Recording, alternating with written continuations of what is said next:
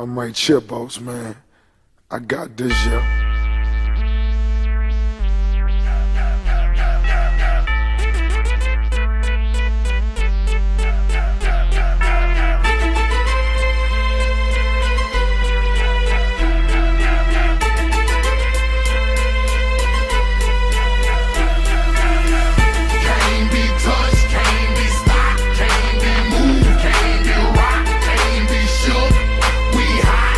Welcome to another episode of Center Lane.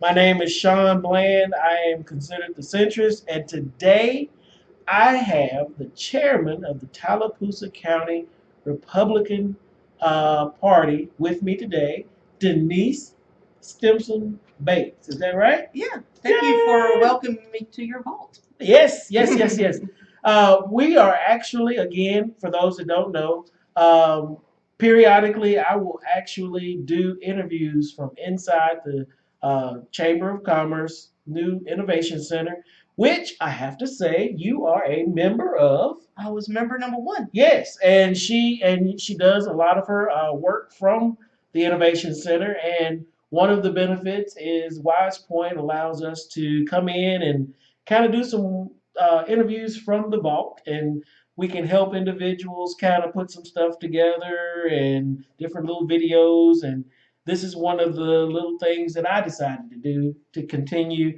educating the public. And I wanted to talk to you briefly about something that I thought was just so cool. Yeah.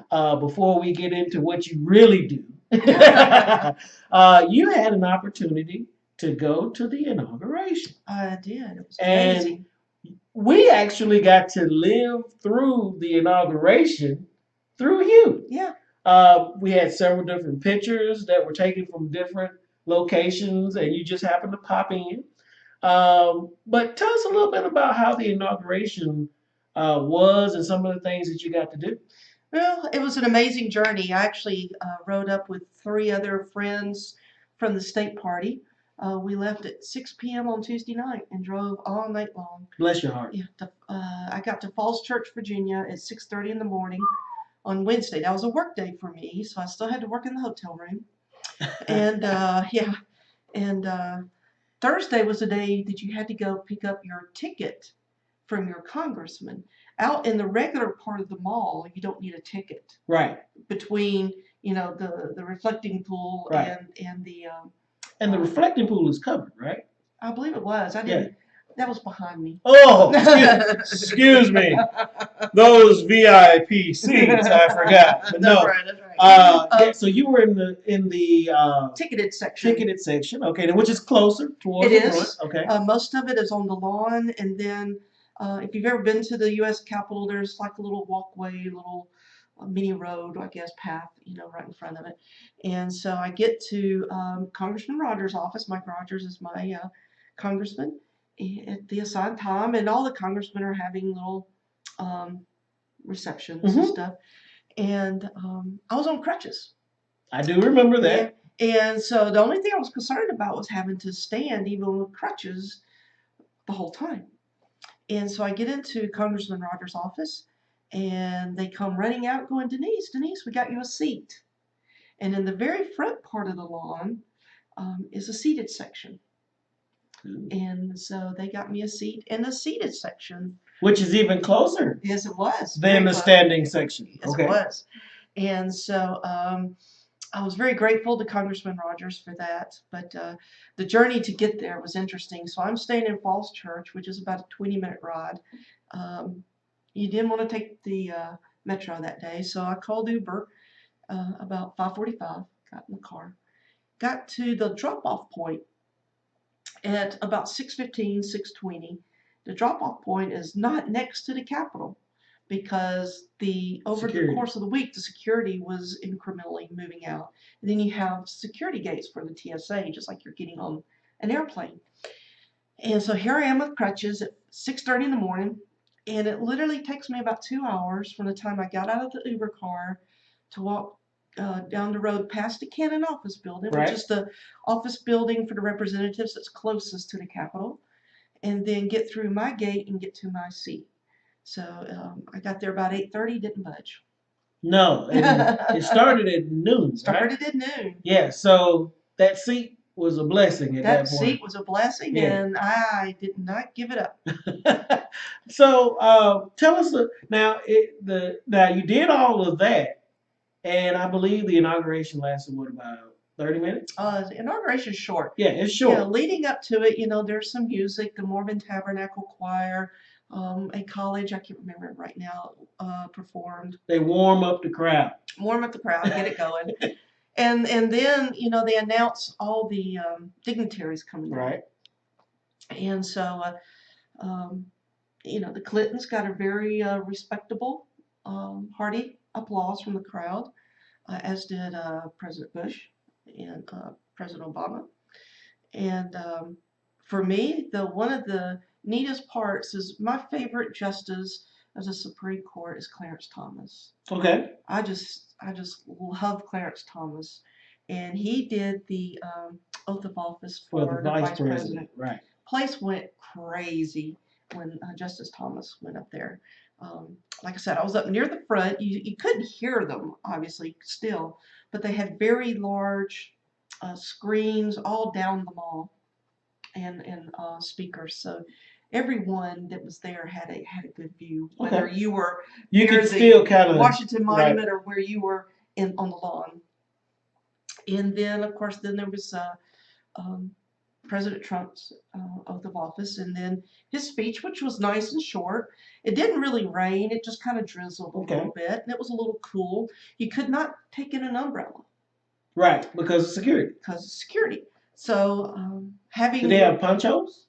Well, no, but I was prepared because I traveled a lot for work, and I've worked in a lot of inclement areas. You know how the drill is, right? So I had my pants, I had a sweater, I had a little rain shell, and then my heavy coat. Gotcha. And then of course my UAB baseball cap, which you usually gotta have. Go Blazers! And new season coming up, but we won't go into that right now. There.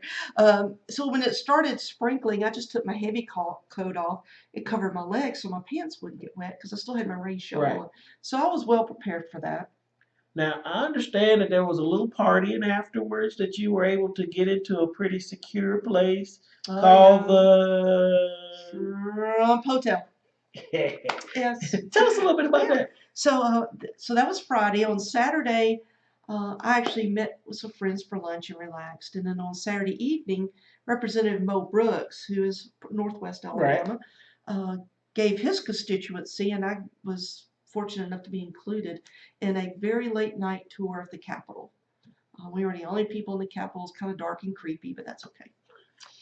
Didn't turn on the lights because it was the Alabama group. But anyway. But anyway, when that was over, it was about 10 o'clock. And then my little group, there was about 6 of us, and one of them is the finance director for Algop. And they were able to get us a reservation for dinner at the Trump Hotel. We know the people that renovated it. If you don't know, the Trump Hotel on Pennsylvania is the old post office. Mm-hmm. If you toured Washington, maybe in your childhood or something. Mm-hmm. And so not only did we have that reservation, he had them keep the kitchen open for us. We were the only people at midnight that could eat there. And of course, the whole hotel is barricaded. So you can only get into the courtyard and into the hotel if you already had a key, had a reservation, or your name was on the list. And that was for obvious security reasons. Obviously, right now, reservations are nearly impossible. I bet they are. Yeah. They're a little pricey. Mm. So was the dinner. We looked at it as it was the ambiance. Yeah, of course. It was, hey, we're in the Trump Hotel. So we enjoyed that. I think I got back to my hotel about 2 in the morning. Uber's a good thing. On crutches. On crutches. Yeah. Okay. So it was a very long couple of days for crutches. I was pretty exhausted. Well, I have to say, being here in Alabama and watching the lives, the pictures that you were able to send back and all that, I'm a nostalgia type person, so it was real cool to just kind of experience it through someone that I knew. So I appreciate you doing that. Well, I took a lot of pictures, and I'm just kind of a civics nerd. Mm-hmm. And this was my probably one and only chance to go to an inauguration, and for me, just to be able to see the mechanics of government and the change of power that is unique to the United States and nowhere else. There you go. It was really neat. Tell us a little bit about the big job that you have here in Tallapoosa County. You are the chair of the GOP I am. in Tallapoosa County. Tell us what's going on in Tallapoosa County when it comes to the GOP. Okay. Well, we've had a very successful past few years. We have 3 of the 5 county commissioners are Republicans. Circuit clerk, revenue commissioner, probate judge, sheriff, coroner are all Republicans. Our state representative and our 2 senators that serve Tallapoosa County are both Republicans, and that's Mark Tuggle, Tom Watley, and Clyde Chambliss. Right. And if you were to go to the courthouse and pull the data down, Tallapoosa County has voted very heavily Republican in the last several elections back. I can't remember the exact percentage for Trump, but it was maybe 70%. It was pretty significant for Trump in this election. And so in enjoying the good times, as with all politics, pendulums swing. So always. I think people on any side would be a fool to assume. Yes. Be too arrogant. And so I try not to be about that. Obviously, this is there. It seems like the Republican Party at least has garnered a very stable message right now. Whether some agree or not, it seems to be resonating with individuals. How has that kind of come across with helping the local Tallapoosa County group to kind of be able to really capitalize on that, even with some of the local races that we've had? Well, I think the Republican message has changed in my lifetime from being a kind of country club elitist set of values to more of let's support small business and support local workers. And I think that's where we are right now as a party is we want local businesses to thrive. That is the primary employer in our country, and it's the primary employer in towns like Alexander City and Tallapoosa County. So we want to provide an environment that lets entrepreneurs start businesses, let them grow without having onerous regulations. You know, right now companies are not going to grow over to 50 people because it puts you in a different class. And so I think right now we're seeing more as standing up for the working people. Again, I think that's a kind of a change over the past couple of decades. But I think that's where we are right now, and I think that's how we're resonating with people in this area and in the state as a whole. And when you say the state as a whole, there's a lot of controversy on the top level. How do you kind of insulate the county from some of the issues that we've seen with obviously our governor, our well, some of the issues that have come up even recently with the AG and other individuals. Again, none of it, I mean, to be fair, none of it necessarily proven out at this point, but they're there, they're out there, and we seem to be making news on some of those for not always the right reasons. Exactly. How have you as a county been able to insulate yourselves from some of that message to kind of keep the message that you have going in the county going in a positive way? I don't think we've had a big issue with that, at least with the governor's level. Right. You know, most of his problems are personal, yes. not political. Look, yes. Unless and unless an investigation shows otherwise. Okay. Those aren't political problems; those are personal problems, and those are to be judged as such. Okay. And you know, most people will tell you, even people in both parties will say, "I vote for the person," and so you just have to vote for that. Okay. We're all human, and everyone makes mistakes. And when you find the perfect person, Sean, beside you, let me know. Yes, yes. I am far from it. Trust me. You know me. So, quick, you know, just for a couple of minutes. Obviously, last night was the not State of the Union, but more of just a joint session of Congress where he spoke to both the House and the Senate. Give me a little bit of your analysis, because you know you're in it. You're in the thick of everything that's happening on the GOP side. What did you see? What did you like? What are some things that you may have wanted to see a little different? Just kind of give me your idea. So first of all, the civics lesson here is typically the first message is Mhm. called the joint session of Congress Mhm. because the president hasn't been He couldn't. in office He couldn't enough. talk He enough can't about the give the State of the State of Union. the Union. And If he so did, he'd start off. It's great. I'm just getting started. We're good. it's Huge. huge. So I think he did a really good job last night. I don't watch a lot of networks. In fact, right now, I don't even watch Fox a lot. I watch Fox Business is my favorite news source. But even some of the what people would call liberal networks were having to admit it was a really good speech. Okay. And whether it's because you think, oh, he stuck to the script or whatever, I think everybody can kind of tell when he starts roaming off the script. Excuse me, but uh, I think the acknowledgement of the widow. That was huge. Yeah, so talk a minute. Okay. Well, one of the things that I'm interested in as I was thinking about a lot of stuff that he's come up with, a lot of people talk about his relationship with the media and other things of that nature. But I'm more interested in what you talked about with the pendulum swing. Mhm. All right. One of the things that I just see that I was curious about, and I'd like to get your opinion on it. During Obama's first 2 years, there was the Tea Party, and they were very vocal. Yeah. And they were very organized and This is everything. water, by the way. Yes, see, that is vodka. Don't believe it. No, I'm just kidding. It's water. And she's struggling right now. So you got she's trying to keep it together, and I pushed her into this at this point in time. But is there a potential fear for not taking some of these individuals that are protesting seriously, like it was in the first 2 years of the Obama thing?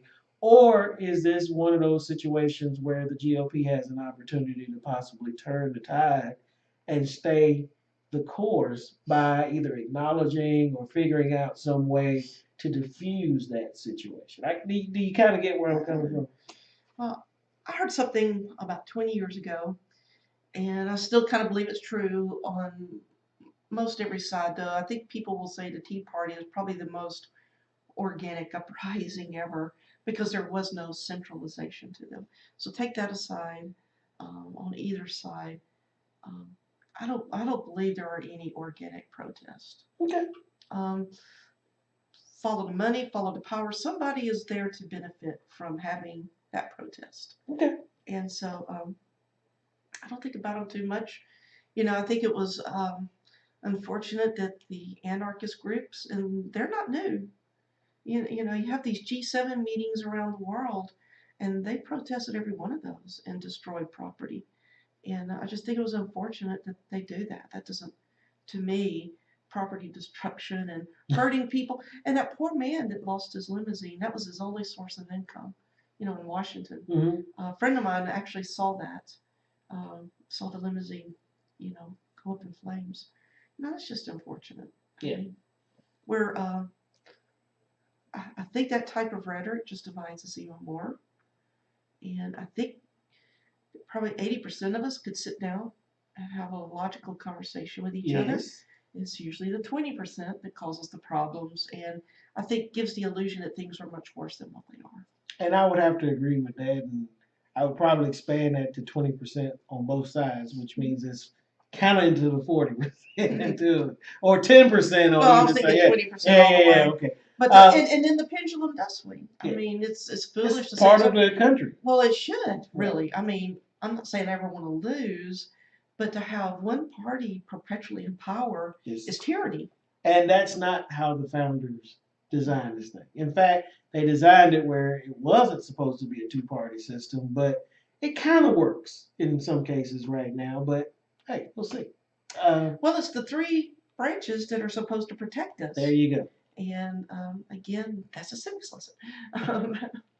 And it's written into the Constitution. It is. Anything else you want to talk about? Well, I guess we've got a lot of offices up in Tallapoosa County. In fact, almost every office, I believe, is up. in 2018. Probate judge, sheriff, coroner, all the county commissioners, Okay. all of our representatives in Montgomery, and of course all the constitutional offices. So the next 2 years is going to be kind of crazy. They can start raising money in June Of this year? of this year. Okay. And so you've already seen a couple people announce, but probably in the early summers when it's really going to hit because they can start having their packs and start raising And money. didn't Mark say he wasn't running? Mark is not running. Okay. When you were talking about that, that was something that I just remembered. I'm sure you're going to have some people lining up to possibly get into that particular spot. I'm sure we will. We'll have a few openings. Our county commission seats will be incumbents, keeping them, and our sheriff and coroner, I'm pretty sure, are going to be incumbents. I haven't heard otherwise. But we will have some open seats. There is one thing that I wanted to point out that I gave you credit for because I thought it was very good during that period of time. Prior to the inauguration, you kind of spearheaded the effort to try and get some money for the Talladega College Band. So very few people knew that Tallapoosa County GOP and yourself were involved in at least supporting those kids should they have decided to go in that situation. So I do give you some credit for that. And my only regret is that I couldn't get to the parade route. I had such a good seat. You couldn't just darn off. I couldn't get over to Pennsylvania. I've always been amazed how that many people, because I've gone to DC and I know how congested it is, how that many people can leave at one time and it not be mass pandemonium. So the fact that you were able to kind of navigate out with some success, even though it took a while. It took a while. Is with the impressive crutches, in and I had to itself. walk Yeah. halfway down the mall and head back away from Pennsylvania to get to a metro stop to even get back out to Falls Church. So I did get to see the Talladega College Band, and the president of Talladega College spoke at the Alabama Republican Party meeting this weekend. He sure did. He sure did. And I know those kids, it had to be hopefully a once in a lifetime experience. I'm a band kid, and my kids were in the band too. And just to think about being able to do that. I marched at Bob James's parade on my 16th birthday. That's about it. Well, solely from just the band experience, I know as a previous band person, you and I have talked about that.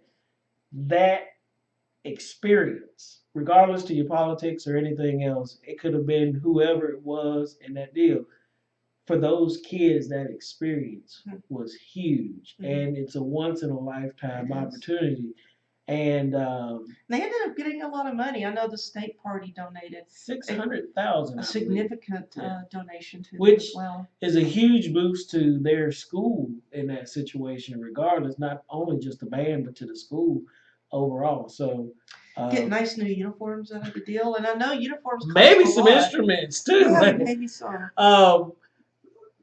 Before we go, why don't you give the people out there an opportunity to kind of get an idea of when the Tallapoosa County GOP meets and kind of how they do that? I know you can't say exactly where they will be and stuff like that, but there's a set time and all that. We're a roaming group, and that's mainly because nomads. Yeah, nomads. That's because Tallapoosa County is oddly shaped. Yes. And so if you live near real town, it takes you an hour to get to a meeting in Alex City and vice versa. So we tend to alternate, move the meetings around so that everyone in the county has a chance to go to a meeting close to them. Most of the time they're either in Alex City at the Board of Realtors building, or they're in Dadeville at the Presbyterian Church. And then sometimes we'll move a little further down, like towards Stillwaters. In a non-election year, we meet once a quarter. It's usually the fourth Friday of the first month of the quarter. Okay. So our next meeting is the fourth Friday in April. Okay. As we start getting closer to election and start getting closer to things we need to do, we'll start meeting more often. Okay. One thing that's interesting in Alabama is political parties don't have a big job. And a lot of people are surprised by that. We really have one job, and that is to approve people to run on the primary ballot. That's really our only job. We do other things. We try to recruit candidates and raise money to give to candidates after the primaries, but the parties cannot participate in any campaigning during a primary. We Right. can't take sides. Right. And so sometimes it looks like we're not doing anything, but there really isn't much for us to do. You're obligated to not do anything. Sometimes I'm obligated. People on the executive committee can campaign as long as they say they're not doing it on behalf. But as chair, I tell a candidate straight up front, I know I tried to pull your arm and you wouldn't do anything during that period. No, but we've had great conversation and I appreciate. I know that when I was at the last meeting you had invited me to, it was election night and you went back in as chair, so congratulations. Thank you. 2 more years, third term, last term. So, but ladies and gentlemen, again, I just wanted to kind of have. Go ahead. Oh, no. I was going to say we have a Facebook page. Okay. Tallapoosa County Republican Party. We post all of our meetings there, so feel free to like that page. And later in the summer, we'll be announcing hopefully about a dinner. Okay. Sorry about that. Oh, no problem. Well, and this is why we do this, is to get information out to people so that they can become aware of different things that are happening, not just politically, but religiously and other avenues so that they become more informed about what's happening around them. Again, ladies and gentlemen, I appreciate Denise coming in and hanging out with me for a few minutes. And until the next time on Center Lane, check us out on Facebook as The Centrist or on the website, Alabama Centrist, centristalabama.com. And we will try and bring you more interviews about not only local information, but state and national information. Thank you for sitting in with us.